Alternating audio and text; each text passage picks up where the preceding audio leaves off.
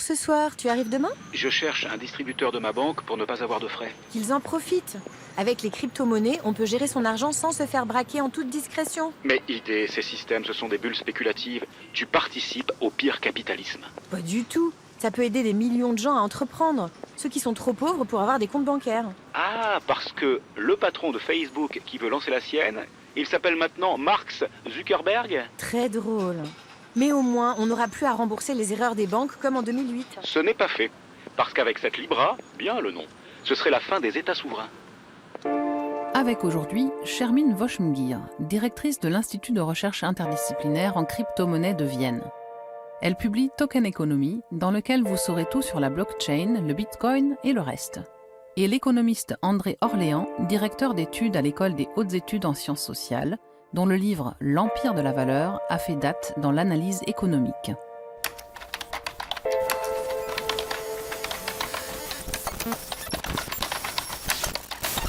Facebook hat 2,4 Milliarden Einwohner. Facebook a 2,4 milliards d'habitants. Eine Milliarde Einwohner. Le plus grand pays du monde a 1 milliard d'habitants, la Chine. Si Facebook crée son propre token, ou disons sa propre crypto-monnaie, dans ce cas on peut vraiment l'appeler ainsi, elle deviendrait plus importante que le yuan. Il ne s'agit pas simplement d'une licence bancaire, de savoir si oui ou non Facebook possède une licence bancaire. Il faut comprendre que Facebook deviendrait une sorte de puissance étatique, capable de mettre sur le libre marché des monnaies sa propre monnaie. La mondialisation est un phénomène extrêmement fort, hein, dont on voit bien comment il contraint toutes les économies et il les transforme. Et je pense que l'émergence, par exemple, des crypto-monnaies ou bien l'émergence de la Libra, par exemple, si on prend ces exemples, sont très liés à cette mondialisation, c'est-à-dire à la constitution de réseaux d'échanges qui ne sont plus contrôlés par les États, hein, qui sont totalement transnationales. La Libra de Facebook, ça se comprend. Si vous comprenez que Facebook représente environ 2,5 milliards d'utilisateurs sur la planète, c'est donc d'abord, imaginez, considérable, plus que la Chine et l'Inde réunies. Et ces grandes firmes transnationales peuvent vouloir bénéficier à fond de ce lien social en créant une monnaie qui soit à l'échelle de cette mondialisation. Le consortium de la Libra se composait initialement d'environ 30 entreprises. Mais actuellement, certaines sont en train de quitter le navire. Ces entreprises et organisations sont issues de différents secteurs d'activité. Et seuls les membres du consortium peuvent exploiter des nœuds de réseau et valider des transactions. Les données ne sont donc pas validées de manière centrale par une entreprise comme Facebook ou par une banque comme, disons, PayPal, mais tous les membres du consortium disposent des mêmes informations et gèrent ensemble toutes les valeurs faisant l'objet de commerce à l'intérieur de ce réseau. C'est, à ma connaissance, la première fois qu'il y a une tentative, hein, c'est une tentative pour l'instant, hein, une tentative de monnaie transnationale purement privé, hein, conçu par du capital privé. C'est quand même, même si ça ne réussit pas, le fait que ça a été envisagé montre à quel point ces liens produits par ce type de capital s'est développé et a atteint des masses considérables. Il faut quand même mesurer ce dont on parle. C'est un événement, me semble-t-il, historique, hein. Internet de la première génération a révolutionné l'information, c'est-à-dire qu'il a connecté des ordinateurs isolés et nous a permis dans un premier temps d'envoyer très rapidement des informations d'un ordinateur à un autre. Le Web 2.0 a rendu Internet plus accessible, plus petit et compact, avec les téléphones mobiles, les applications. Il nous a aussi donné cette économie des plateformes. Mais le problème, c'est que ces plateformes fonctionnaient grâce à des intermédiaires. Qu'est-ce qu'un intermédiaire? Il s'agit d'un fournisseur de plateformes qui, A, établit toutes les règles et B, possède toutes nos données. Le Web 3.0 est pour ainsi dire la nouvelle génération d'Internet. Cela ne changera rien du tout à l'apparence d'Internet, mais ça changera les structures de données qui sont au second plan. La gestion des données ayant été centralisée jusqu'ici se transforme et devient une gestion décentralisée. Actuellement, mes données privées sont enregistrées sur le serveur de Facebook ou de ma banque ou de mon université. Et ensuite, l'université certifie que j'ai vraiment achevé mes études, ou la banque vérifie que j'ai réellement de l'argent sur mon compte pour pouvoir l'envoyer, ou Facebook gère mes images et mes commentaires et tout le reste. Mais tout cela, nous pouvons le décentraliser. Et la première blockchain était celle du Bitcoin. Ce qu'on peut remarquer simplement, c'est, je dirais que par rapport aux intentions de ce projet, qui était donc un projet de transformer les liens sociaux, un projet d'équité, un peu de modification, de sortir de l'État, on ne peut pas dire que c'est réussi, parce qu'aujourd'hui, la création de Bitcoin est essentiellement liée à la spéculation sur le marché des Bitcoins. Donc c'est devenu quelque chose le pire du capitalisme spéculatif. C'est quoi au fond le Bitcoin? L'idée du Bitcoin était de permettre des paiements peer-to-peer, sans intermédiaire. Et que veut dire peer-to-peer? C'est un échange direct entre A et B, entre deux personnes qui ne se connaissent probablement pas et qui ne se font donc pas entièrement confiance et qui normalement doivent utiliser une banque ou PayPal ou un autre prestataire financier pour pouvoir s'envoyer des transactions monétaires. Le Bitcoin, c'est une nouvelle forme de vérification des transactions qui fonctionne de façon décentralisée. Ça ne crée pas de richesse, ça ne crée pas d'échange, ça ne crée pas de production et ça crée que de la spéculation. Donc non seulement il y a une consommation phénoménale d'énergie, mais en plus quasiment pour rien. Les chiffres, pour donner un ordre de grandeur, une transaction en Bitcoin est l'équivalent en énergie de la consommation d'un ménage français pendant 2 semaines. C'est quand même un peu absurde au moment où on a tous ces problèmes climatiques, où il y a cette prise de conscience climatique. Est-ce que cette expérience est vraiment nécessaire, étant donné qu'elle ne fait qu'enrichir des spéculateurs? Ce qui est révolutionnaire dans le protocole blockchain du réseau Bitcoin, c'est que le mécanisme récompense les individus pour leur contribution à un but collectif. C'est une nouvelle forme de création de la valeur. Quel est le but collectif? Le but collectif est de créer une infrastructure publique, à savoir le réseau Bitcoin, où tout le monde peut envoyer des transactions sans avoir à demander d'autorisation. Tout le monde peut utiliser le réseau Bitcoin, n'importe où dans le monde. Je ne suis pas obligé de m'enregistrer dans une banque. Rien de tout ça. C'est une infrastructure publique. C'est un réseau de paiement public, géré conjointement par des centaines de milliers d'ordinateurs. Et ces ordinateurs appartiennent à des individus et à des institutions. Ce mécanisme permet à chaque ordinateur appartenant au réseau d'avoir les mêmes informations, et ce, presque simultanément.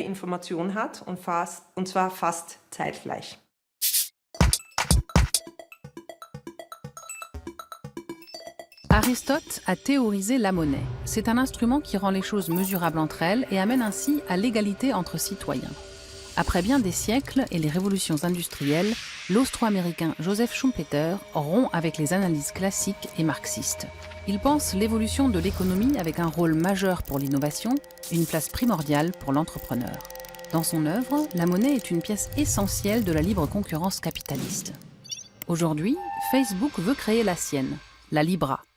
Cette devise virtuelle s'inspire du Bitcoin, une crypto-monnaie décentralisée et mondiale qui repose sur la technologie de stockage et de transmission d'informations sans organe central de contrôle.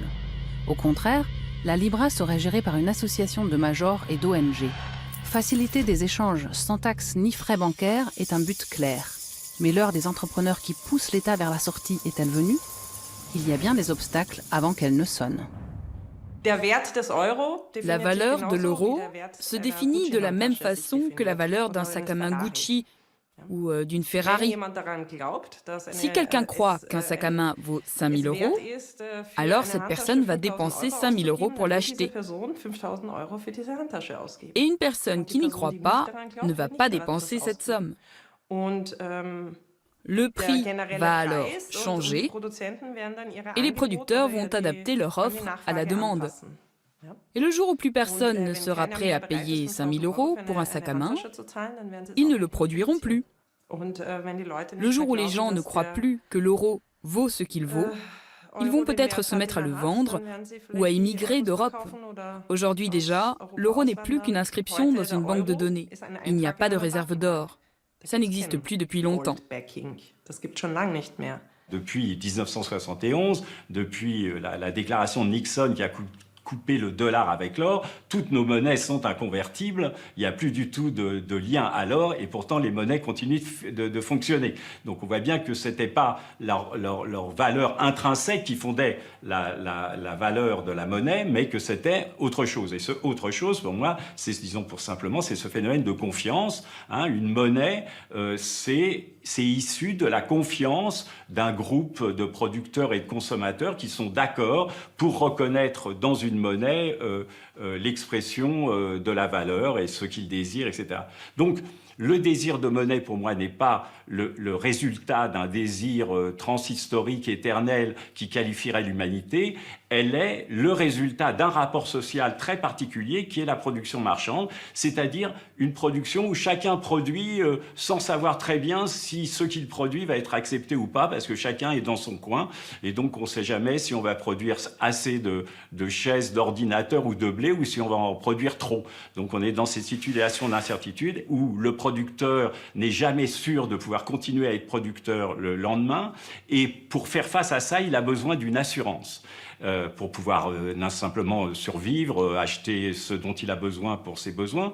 Et cette assurance, c'est la monnaie. Et c'est pour ça que le désir de monnaie s'impose. Et si l'on veut, la monnaie, c'est la forme suprême de la puissance, du pouvoir, dans le cadre de la société marchande. Et donc, quand on désire de la monnaie, on n'est pas du tout irrationnel, on désire d'avoir de plus en plus de pouvoir, parce que grâce à cette monnaie, on pourra acheter tous les biens, on pourra changer, on pourra investir, etc. Et c'est ça qui me semble le cœur de l'économie marchande. Si aujourd'hui je gagne par exemple 1 000 € et que je ne sais pas si demain ils vont valoir 1 500 ou 500 €, comment puis-je alors planifier sur le plan économique?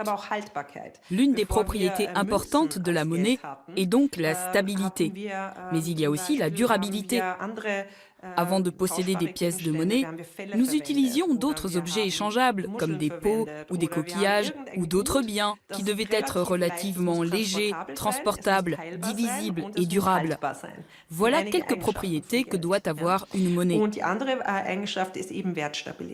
Et l'autre propriété est évidemment la stabilité de la valeur. D'ailleurs, l'une des raisons pour lesquelles on ne peut pas qualifier le Bitcoin de monnaie est que son prix fluctue. Le Bitcoin pourrait avoir une valeur stable si le protocole prévoyait des mécanismes de stabilité, mais Bitcoin ne les a pas prévus.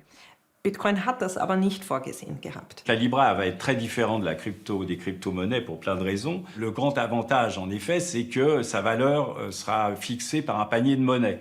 Et donc, il y aura des variations, mais il n'y aura pas les variations qu'on connaît aujourd'hui dans le Bitcoin, et qui est aussi une des raisons qui font qu'il est si peu utilisé dans les échanges. C'est-à-dire que c'est tellement grand que si vous êtes un commerçant et que vous en obtenez au moment où ça baisse, vous allez tout perdre. Voyez, donc celui qui ne fait pas métier de spéculation, mais qui est simplement un acteur économique qui sert de monnaie, il n'a pas intérêt. Cette monnaie est une mauvaise monnaie, comme je l'indiquais, et en particulier parce qu'elle est trop fluctuante. Les actions, les titres d'emprunt, l'or, le pétrole, toutes ces choses sont déjà négociées sur les places boursières aujourd'hui. Et on ne négocie pas le vrai pétrole, mais le droit d'accès à ce pétrole, ou le droit d'accès aux lingots d'or. Pour cela, on reçoit un certificat numérique. Un token n'est rien d'autre qu'une nouvelle forme de certificat pour un objet réel. N'importe quel programme de fidélité grand voyageur génère des tokens. Je reçois des points bonus. Ces points bonus servent à créer une motivation pour que j'utilise cette ligne aérienne et pas une autre. Je peux utiliser ces points bonus comme monnaie pour obtenir certaines prestations de cette ligne aérienne. À la différence des autres monnaies, les crypto-monnaies ont cet avantage d'être dans un système, en effet, d'anonymat. C'est vrai que les crypto-monnaies peuvent être une alternative. Mais ne perdez pas de vue non plus que les crypto-monnaies ne sont pas aussi décentralisées qu'on le croit. Le code lui-même, en fait, est géré par un groupe de développeurs et qui peut introduire des modifications dans le code. Et donc, et il l'a fait dans le passé, toujours pour des bonnes raisons, mais sans aucun processus démocratique. Donc, la décentralisation qu'on peut observer dans le maniement commun, quand la technique fonctionne, il ne faut pas oublier que il y a au-dessus, il y a en fait un environnement socio-technico-politique qui contrôle le code, etc. Le réseau Bitcoin ressemble beaucoup plus à un État-nation qu'à une entreprise. Mais je n'ai pas besoin d'être né à l'intérieur de cet État pour qu'on me donne un acte de naissance et un passeport. Il me suffit d'allumer mon ordinateur et de télécharger le protocole pour devenir membre de ce réseau. C'est donc un réseau dynamique. Il grandit et s'amoindrit à des intervalles de quelques minutes en fonction de qui vient de rejoindre le réseau. Pourtant, les dynamiques, les mécanismes de contrôle ressemblent à ceux d'un État. Ils ressemblent à la façon dont on contrôle des économies nationales. Aujourd'hui, nos économies nationales ne sont pas des économies planifiées, mais plus ou moins des économies du libre marché qui règlent la vie économique de nos pays par certains mécanismes centralisés. Le protocole d'une blockchain est similaire. Un jour, quelqu'un a défini quelles sont les règles du jeu politico-économique du réseau Bitcoin et maintenant, elles sont appliquées de façon automatique.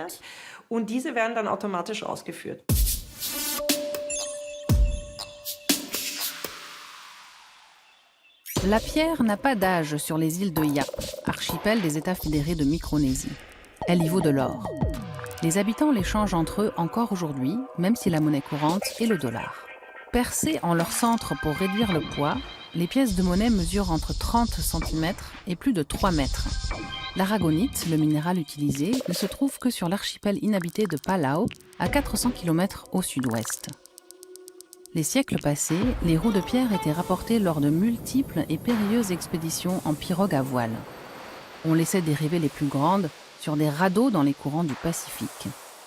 Ces énormes roues, qui servent notamment à acheter des terres, ne sont jamais physiquement déplacées.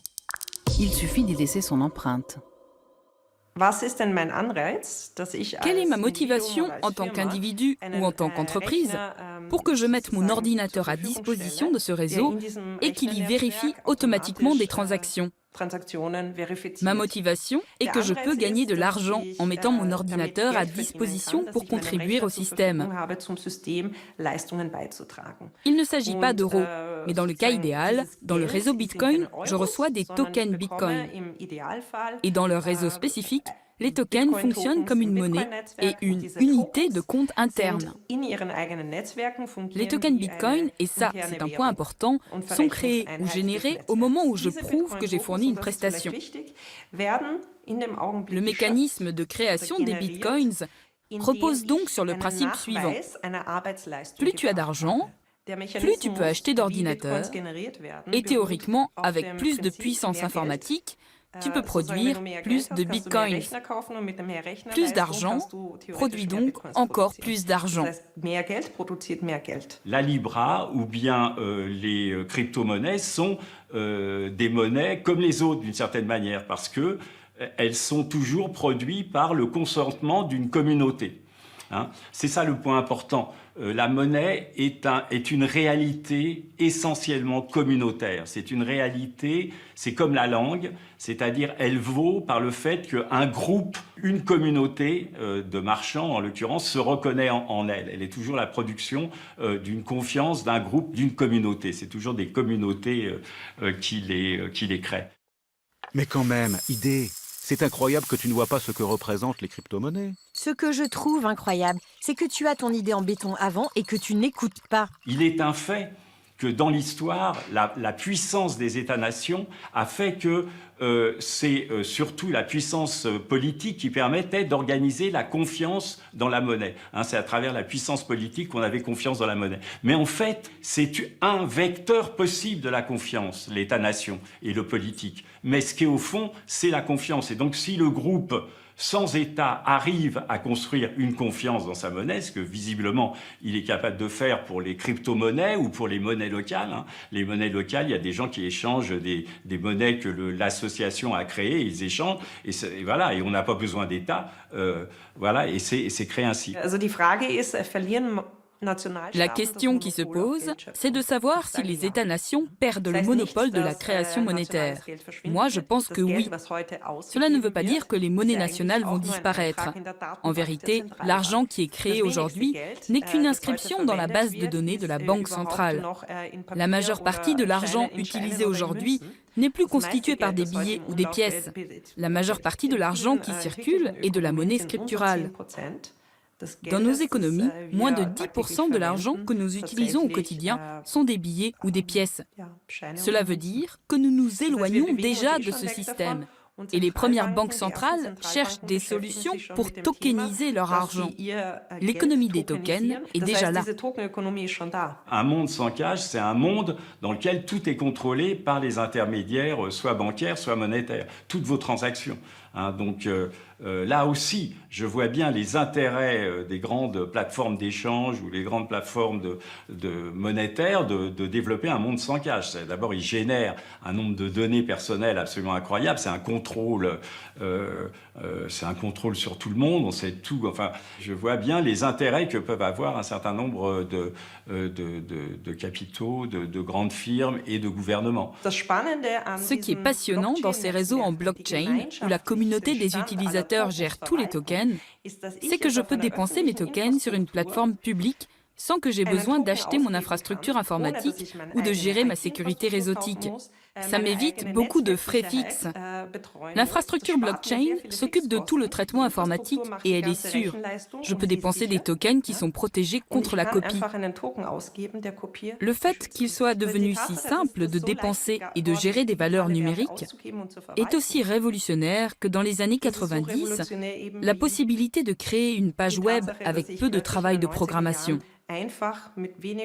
C'est ça, la véritable révolution. L'objectif affiché de la Libra, c'est l'inclusion financière. Donc de dire, je ne sais plus leur chiffre, 1 milliard, peut-être quelque chose, enfin beaucoup de gens qui sont dans la pauvreté, qui n'ont pas accès aux moyens de paiement. Et grâce à ça, on pourrait les inclure, on parle d'inclusion financière, on pourrait les intégrer dans la sphère des échanges et donc leur permettre de sortir de la pauvreté. Il me semble que c'est devenu un mot d'ordre, j'aurais tendance à le penser comme un mot d'ordre factice en fait, une manière de vendre ce projet. Je pense que les raisons sous-jacentes à ce projet sont plus dans la constitution de ces liens d'échange que dans l'inclusion financière. Quel est le message de Facebook quand il annonce l'arrivée de la Libra? C'est quand même une déclaration forte. Facebook est une entreprise du Web 2.0. Facebook est une compagnie qui a grandi dans le Web 2.0. Et maintenant, ils disent « Nous allons faire du Web 3.0 ». Cela veut dire qu'ils savent que le Web 2.0 est mort. Certes, il est encore là, mais au fond, il a déjà un pied dans la tombe. Quelles données pourrait-il vendre si, sur une infrastructure comme Steemit, qui fonctionne comme les blockchains, tous gèrent ensemble les données? Quel est leur modèle commercial? Leur modèle est en voie de disparition. Ils sont obligés de changer et c'est plutôt judicieux d'avoir fait ce pas. Mais je ne crois pas qu'ils auront du succès, pour la simple raison que ce nouvel Internet repose sur la coopération et pas sur la concurrence. Je ne parierai pas sur la Libra. Il me semble qu'ils ont vu trop gros. J'aurais des doutes parce que, précisément, les États restent quand même suffisamment puissants pour contrôler leur territoire. La France et beaucoup de pays ont dit non, oui, qui sont pas. Et on voit même les régulateurs américains, de ce que j'ai vu, il y en a beaucoup qui sont tout à fait opposés à cette. En tout cas, qui sont très très méfiants. Si on crée une nouvelle monnaie internationale, ce serait vraiment ça mettrait en cause leur pouvoir. Imaginez par exemple la question des impôts. Dans quoi est-ce que vous pourriez payer vos impôts en Libra? En plus, une monnaie qui n'est pas forcément fixe par rapport à votre propre monnaie nationale. Donc, on voit que, je veux dire, Il y a là une confrontation d'intérêts qui est très forte. Diese Firmen haben es nicht in ihrer DNA. Ce n'est pas dans l'ADN de ces entreprises d'appliquer la coopération. Leur ADN, c'est la maximisation de la valeur actionnariale. À la fin de l'année, tous les actionnaires doivent avoir une maximisation des bénéfices. Tous les autres dans l'entreprise, on s'en fiche. Tous les autres sont pressés comme des citrons. Les externalités, on s'en fiche. L'éthique, on s'en fiche. Les grands groupes Internet cotés en bourse se concentrent principalement sur ce que certains appelleraient des valeurs néolibérales. Et pas seulement les groupes Internet. Tous les grands groupes. C'est davantage une révolution socio-économique qu'une révolution technologique. En ce moment, les dynamiques socio-économiques changent. Tout va vers la coopération et moins vers la concurrence. Moi, je trouve ça courageux. Je ne suis pas fan de Facebook, mais c'est la seule chose qu'ils pouvaient faire. Et en même temps, c'est incroyablement courageux. C'est le premier groupe qui se lance là-dedans et qui affronte ça maintenant. Peu importe ce qu'il va se passer avec la Libra, elle est la pionnière dans l'ère du Web 3.0. Libra ist der Wegbereiter ins Web 3. Le cash, ça fait 2500 ans qu'on utilise le cash. Donc certainement, c'est un truc qui marche bien. Il a fallu quand même du temps pour que ça s'adapte, etc. On a inventé des billets, machin. Une telle transformation, pour moi, est vraiment une transformation systémique. Et elle va emporter beaucoup de choses. C'est pour ça que c'est parce que je pense que justement l'enjeu est tellement grand que ça va mettre du temps si jamais ça réussit. C'est un peu comme être face à une bifurcation dans l'histoire. 2059. À la place des banques, des arbres. Via la blockchain, votre frigo commande directement 2 litres de lait produit par des vaches heureuses. Square Idée, c'est fini pour aujourd'hui. Merci pour votre crédit.